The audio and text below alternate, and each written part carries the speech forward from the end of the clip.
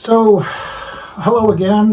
It's Paul Schulte, and I have been working with people in recovery for alcohol and drug addiction for 21 years, and I have gotten all my credentials and degrees from UCLA in Los Angeles through a clinical program that was largely aimed at the LGBT, the gay community, generally speaking. And at that point, there was a rather profound crystal methamphetamine crisis in Los Angeles. And so that was the basis of a lot of my work. And of course, something else that was happening in 2005 and 2006 was also a lot of the veterans were returning from Afghanistan and Iraq, and they were in the Veterans Administration Hospital, which is very close to UCLA. And so we were doing a lot of work for those people who were recovering from drug addiction and PTSD. And so that was the basis of a lot of the work, the way that I have come to understand the capacity for healing in the world of alcohol and drug addiction, because those were the people that I worked with the most. And so I want to talk about that on my journey. But something that I want to reveal today is, in this world of EMDR, which is that finger movement with a person to allow them to access their emotional right side of their brain with that analytical and rational left side of their brain to give the ability to create events of the past into coherent form, and then to allow objectivity to form, because when we're just in panicking and anxiety, nothing makes sense. But when we can say, this happened to me at this time, and this person did it, and the person looked like this, and I looked like this, and this is the way I acted, and this is the way I felt. Right? That is critically important, is to be able to attach the emotion to that event, to that time. It's critically important. And then, part of the process of EMDR is to explore that emotion at that time, and then to, jump forward gently to today and ask that person, does that emotion make sense anymore? Because I'm sitting in front of an adult who can take care of themselves, who can manage their lives, who can create a more coherent narrative, and can shift those beliefs and shift that narrative if they want. And that's sort of EMDR in a nutshell.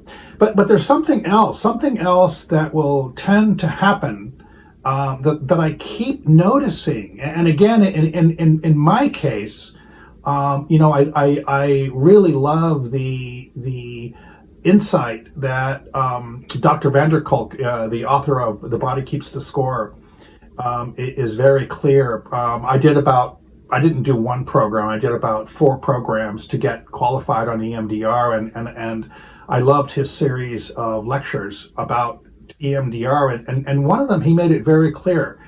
The person is in complete and absolute control of all of their memories, all of their words, all of their actions, all of the way they interpret what's going on, all of the words they use to describe their emotions. There's no need for an EMDR therapist to offer anything.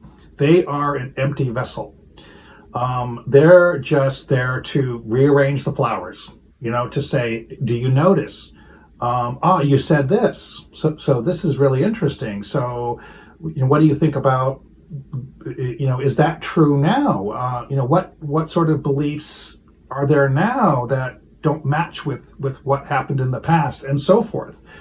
But there's something else that I have noticed that seems to happen again and again, and that is a deeply surprising element, but it is something that I think is part of human nature. If we consistently and perpetually see nothing but hate toward our oppressor, toward our abuser, toward our partner, toward an ex, husband or wife or something like that. There's an old saying, when you're holding somebody down in the gutter, you're down in the gutter with them, right? When you're, what we hate, we become. What we fear, we become. And so William James, in a book I wrote about William James, and William James had a huge influence on the early development of the 12-step movement in America, and he was known as the father of American psychology.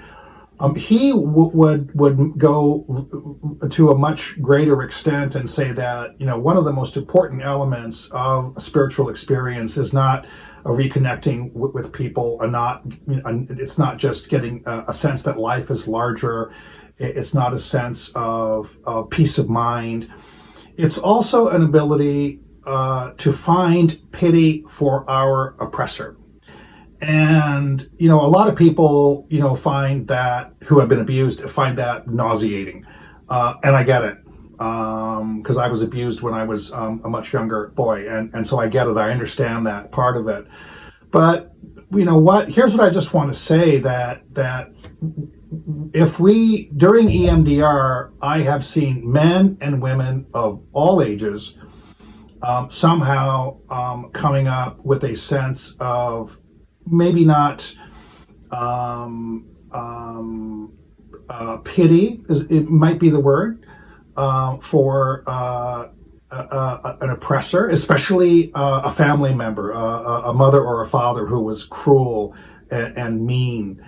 And that is absolutely positively not something I was seeking. It was not something I thought was a goal or an aim. It's something I would stay very far away from. But it is a fact, just as I am sitting here right now, that this comes up, this arises. And it's somehow a sense, when you do fairly consistent eye movement over a period of, say, an hour or an hour and a half session, that I've seen this come up an awful lot. And is that a good thing, right? One of the profound insights that you hear in a lot of the current movement in healing from trauma is, we forgive not for them. The forgiveness is not for the oppressor. It's not for the abuser. The forgiveness is for me, right? It's so that I can keep my side of the street clean. And I think that's critically important to understand and to appreciate, that I'm not wishing the abuser well. Of course not. They will get their just desserts. Karma knows everybody's address, right? Karma's a bitch. And so, but that pity allows me objectivity. It allows me distance. And I think that's vitally, vitally important for healing. Because if I'm attached, if I'm loathing that person, hating that person, I'm right down in the gutter with them, right? I'm attached to them. They have control over me. They have space, right? They're renting space in my head for free, as they say, right? And that doesn't get me anywhere, because then I open myself always to being triggered by their games, especially with the narcissist, right? The narcissist would love us to lash out at them, because then they're in control, right? When I can remove myself from hate, from bitterness, resentment,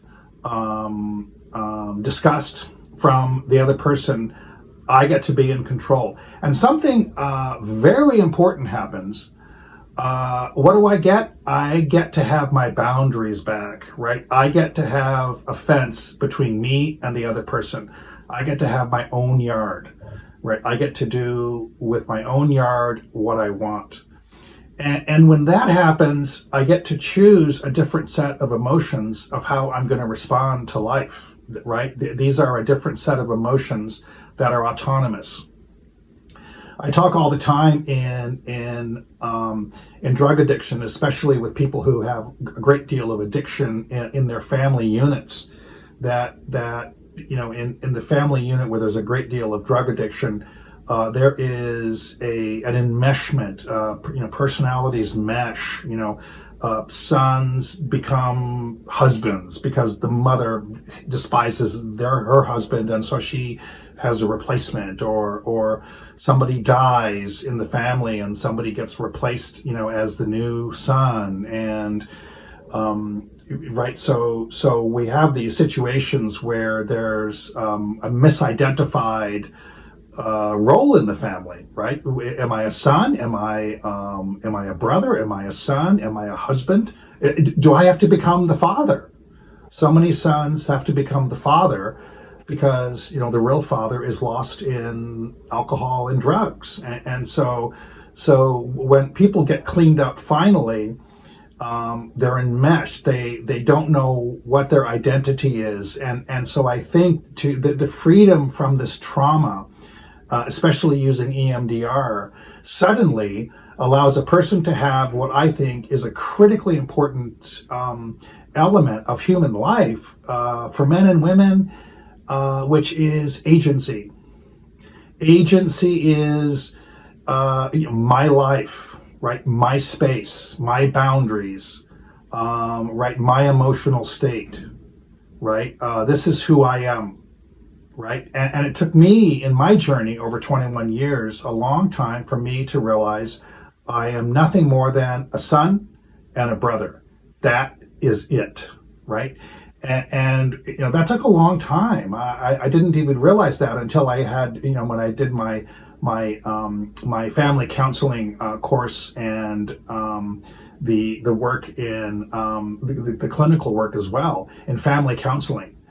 And we had to do a very extensive, very detailed family tree of all the 10 kids in my family. And at that point, both my father and my brother had died from alcohol-related disease. And so I was, busy, trying to put all the other members of the family in the, proper categories, in where do they stand in the DSM-5, where do they stand in terms of disorders, where do they stand in terms of where they are in their lives, where do they stand in terms of their perhaps alcohol abuse or alcohol dependence, and so forth.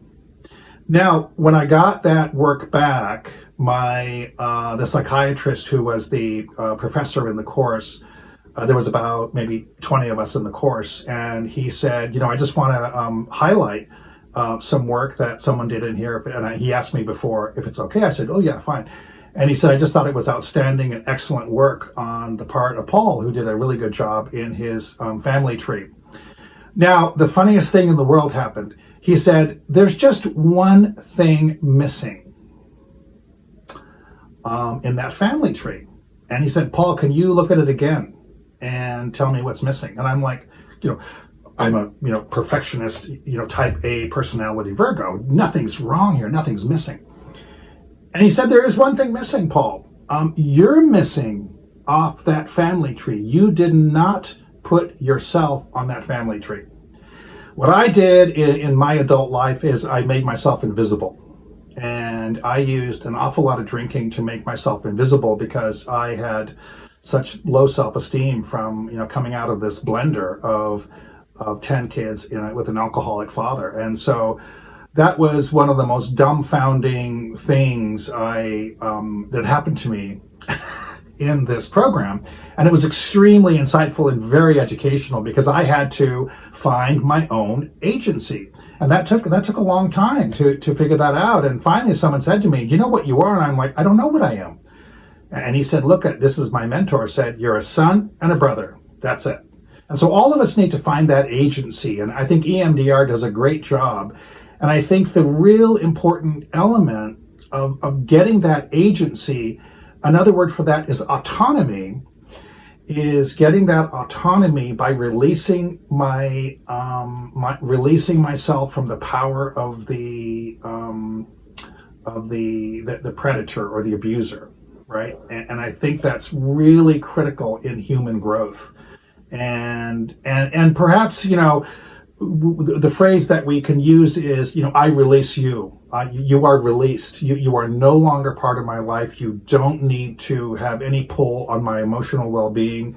You don't get to push my buttons. You don't need to have access to any of my triggers. And the way that seems to happen, and the way that William James, picked this up in that beautiful book of his, the Variety of Religious Experiences, is pity for the oppressor. And that's the hardest kind of forgiveness there is. But William James was really clear about that. That's one of the ultimate goals of this spiritual experience, is the practicality. William James is also called the father of American pragmatism, right? He never wanted to suggest things that we do that are self-destructive or that are bad for us or that are just too much or not helpful, right? Everything he was always doing was always had a sense of practicality to it.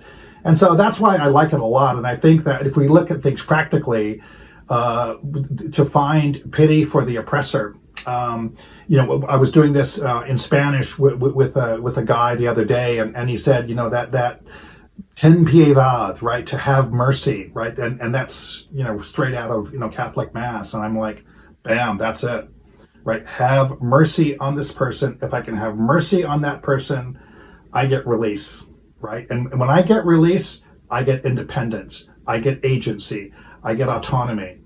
And when I get autonomy, I get my emotional state back. I get my emotional boundaries back. I get independence. I'm no longer enslaved. The chains fall off. And this is what William James is talking about in that beautiful book. And so, we don't have to be attached to anybody anymore if we don't want, especially our oppressor. So that's it. I'd love to hear your comments. I'd love to start a dialogue. You can look at my website, which is sober@seaside.org. And also, I'd love to give you a book, audiobook of William James, and also my audiobook on EMDR, which are both out and available. And I'm happy to forward a copy to you. So, happy day.